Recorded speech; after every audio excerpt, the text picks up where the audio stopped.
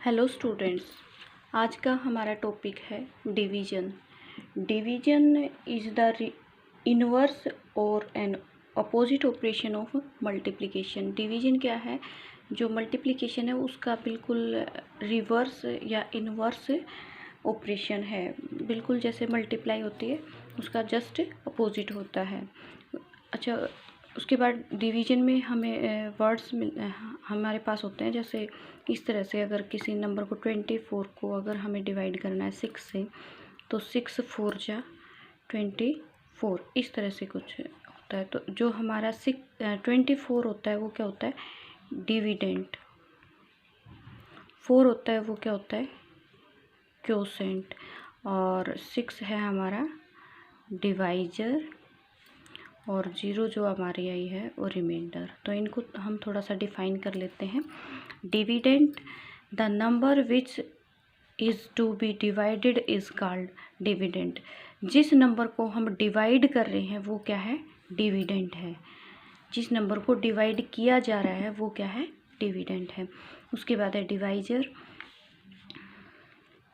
The number by which division is to be done is called divisor. जिस number से divide किया जा रहा है, जिस नंबर से डिवाइड किया जा रहा है वो है डिवाइजर, और जिस नंबर को डिवाइड किया जा रहा है वो है डिविडेंट। इनको ध्यान रखना है।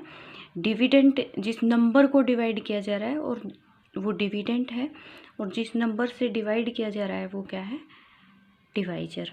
उसके बाद है quotient. Quotient, the number obtained means जो हमारे आंसर आता है। The number obtained after carrying out the division is called quotient. जब डिवाइड करने के बाद जो आंसर आता है हमारा, उसको हम क्या कहते हैं? क्वोशेंट। रिमाइंडर होता है the number left in the end after the process of division which can not be further divided is called remainder. जो डिवीजन का जो हमारा प्रोसेस है उसमें लास्ट में जो नंबर बचता है और उसमें हम और आगे डिवाइड नहीं कर सकते हैं, उसको हम बोलते हैं रिमाइंडर। एक एग्जांपल लेके देख लेते हैं छोटा सा। यहाँ पे देखिए, हम मान लेते हैं 13 को कर रहे हैं 2 से डिवाइड। 2 6 या 12, तो यहाँ पे हमारा देखो रिमाइंडर आया 1। हम 2 से 1 को डिवाइड और आगे कर भी नहीं सकते हैं, तो 1 क्या है हमारा? रिमाइंडर। ठीक है, दोबारा बता देती हूँ स्टूडेंट। जिस नंबर को डिवाइड किया जा रहा है डिविडेंट, जिस नंबर से डिवाइड किया जा रहा है वो है हमारा डिवाइजर। जो आंसर निकल के आ रहा है वो क्वोशेंट, और जो लास्ट में डिवाइड करने के बाद जो एंड में हमारा नंबर बचता है वो है रिमाइंडर। इसके बाद कुछ डिवीजन की प्रॉपर्टीज हैं स्टूडेंट। फर्स्ट प्रॉपर्टी है हमारी, if the number is divided by 1 then the quotient is the number itself. अगर किसी नंबर को 1 से डिवाइड किया जाता है तो जो उसका क्वोशेंट आता है, जो आंसर आता है, वो नंबर खुद ही होता है। मान लो हम 246 को डिवाइड कर रहे हैं 1 से, तो हमारा आंसर 246 ही आएगा। जो क्वोशेंट है वो जो नंबर हम जो डिविडेंट है वही हमारा क्वोशेंट होगा। अगर हम 1 से किसी भी नंबर को डिवाइड कर रहे हैं, मान लो 131 है, इसको डिवाइड किया 1 से तो 131। अगर 540 है, इसको डिवाइड करोगे 1 से तो 540। तो जो हमारा डिविडेंट होगा वही हमारा क्वोशेंट होगा, अगर हमारा डिवाइजर क्या हुआ? 1। क्लियर? इसके बाद हमारी सेकंड प्रॉपर्टी है, इफ़ ए नॉन जीरो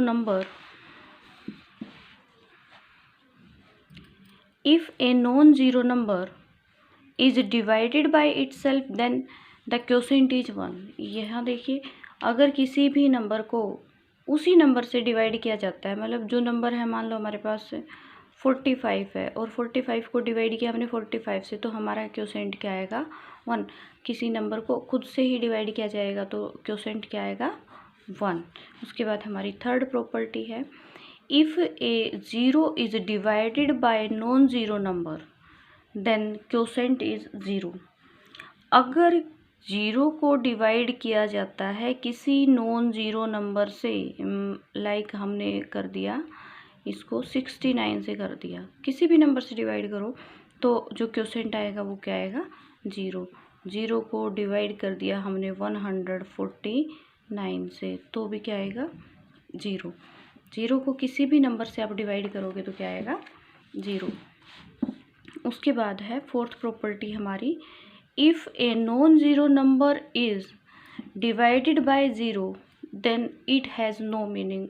अगर किसी नॉन ज़ीरो नंबर को हमने ले लिया 583 को 0 से डिवाइड किया, कोई भी नंबर है अगर उसको 0 से डिवाइड करते हो तो इसका मतलब है कोई मीनिंग ही नहीं है इस चीज़ का, मतलब वो डिवाइड हो ही नहीं सकता। डिवाइड आप छोटे से छोटा क्या है 1 से डिवाइड कर सकते हो, कोई भी चीज़ है एक पार्ट में तो होगा, ये तो नहीं है कि किसी भी पार्ट में वो ना हो, तो उस चीज़ का कोई मतलब ही नहीं होता है। उसके बाद है हमारे पास चेकिंग डिवीज़न। चेकिंग डिवीज़न देखिए स्टूडेंट कैसे करेंगे। मान लो हमने किया है कोई भी क्वेश्चन, हमारे पास है क्वेश्चन 226 और हम उसको डिवाइड कर रहे हैं 12 से। अगर 12 से हम डिवाइड कर रहे हैं तो सबसे पहले हम डिवाइड करेंगे 12 1 जा 12, माइनस करोगे ये आ जाएगा 0 1 10 एंड 12 8 जा 96। अब यहाँ हमारा रिमाइंडर आया 0 1 तो 10, ये हमारा आ गया रिमाइंडर, ये है हमारा क्वोशेंट और ये क्या है हमारा डिविडेंड, और 12 जो है वो है हमारा डिवाइजर। अब हमें पता कैसे चलेगा हमने जो डिवाइड किया है क्या हमारा वो जो क्वेश्चन है, ये जो क्वेश्चन हमने किया ये सही है क्या। इसके लिए हमारे पास एक फॉर्मूला है, dividend is equal to divisor into quotient plus remainder. अगर divisor into quotient plus remainder अगर डिविडेंड के इक्वल आ जाए तो हमारा आंसर है ठीक, हमारा जो क्वेश्चन है वो है ठीक, अदरवाइज वो रॉन्ग है। तो चलिए हम इसको करके देखते हैं। यहाँ पे डिविडेंड कितना है 226 है और डिवाइजर कितना है, डिवाइजर है हमारे पास 12 एंड क्वोशेंट हमारे पास आया 18 एंड रिमाइंडर आया 10।